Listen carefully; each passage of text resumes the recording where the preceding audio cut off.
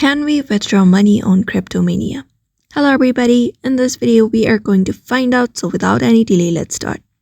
For that you may open up Cryptomania application, and then once you open it up you should be finding this interface. So right now in this home interface you can easily look out for the balance tab right here. I have about 3k available right now. So if you're wanting to withdraw that money, unfortunately we cannot do it as Cryptomania is a simulator app. It helps you give a real-time experience of trading. So when you head over to the application, we can see available balance. You can tap on it to view it. We have the starting depositing option and different options available. Along with that, we have the start trading option. So as Cryptomania is a trading application, it is a real-time simulation.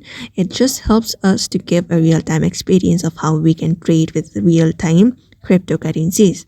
So here we have this different trading options. You can just go ahead and look out for these options. It shows about different currencies, different trading pairs about it.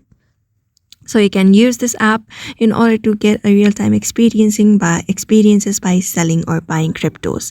So that is how we find out. Unfortunately, we cannot withdraw the money from Cryptomania, but you can use this application in order to learn about cryptocurrencies and how you can trade in the real-time crypto world.